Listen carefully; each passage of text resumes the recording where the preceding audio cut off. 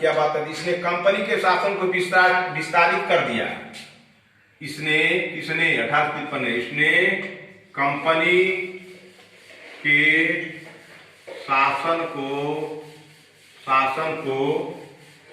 विस्तारित कर दिया,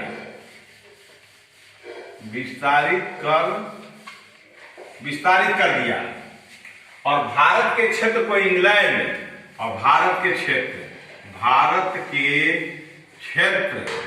क्षेत्र को इंग्लैंड की राजशाही, इंग्लैंड के राजशाही, इंग्लैंड के जो राजशाही, इंग्लैंड का जो राजा होता था, राजशाही के विश्वास, इंग्लैंड के राजशाही के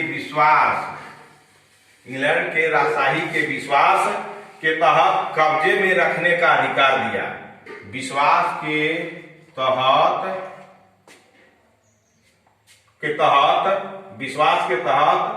कब्जे में रखने का अधिकार, कब्जे किसके कब्जे में, राजशाही के कब्जे में रखने का अधिकार दिया, कब्जे में रखने का अधिकार दिया।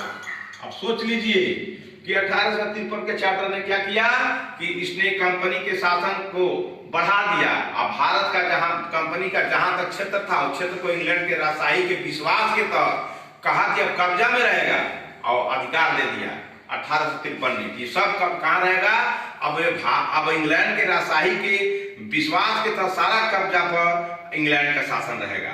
और क्या किया, पूर्व अधिनियमों के विपरीत इसमें किसी निश्चित समय का निर्धारण नहीं किया गया।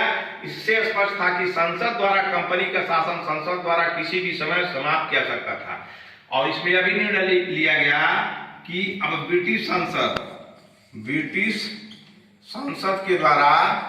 संसद के द्वारा यह निर्णय लिया गया कि कभी भी कंपनी के शासन को, कंपनी के तहत भारत में जो शासन होता था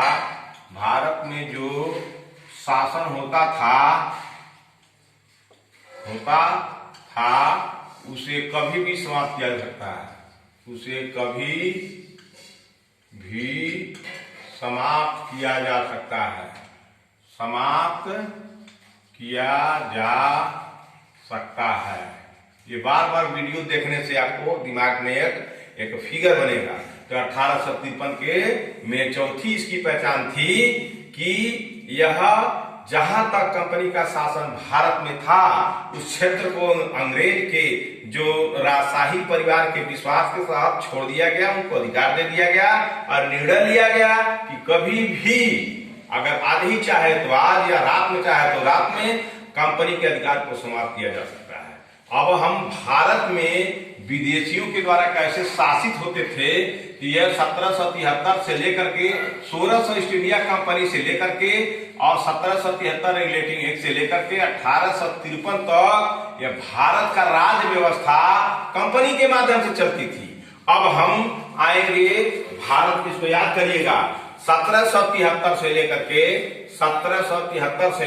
1853 तक जो है कंपनी का शासन भारत पर था और 1853 तक कंपनी का शासन था। 1854 में जो है संघ लोक सेवा आयोग को जो है लाया गया और 1854 में मैकाले के द्वारा एक समिति का गठन किया गया। इसमें खुली प्रतियोगिता हुई है, भारत के लोग भी कंपनी में जाकर के किसी सरकारी पद पर बढ़ सकते थे और जो है छोटे पद पर भी, अधीनस्थ पद पर भी और कलेक्टर के पद पर भी।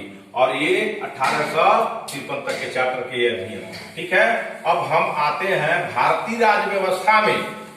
भारतीय राज्य व्यवस्था में जो है हम दो पार्ट करते हैं। भारतीय राज्य व्यवस्था में दो पार्ट करते हैं। कंपनी के अनुसार शासन, कंपनी के तहत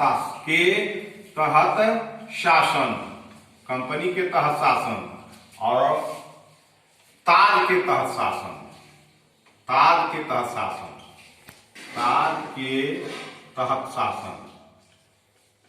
तहत शासन।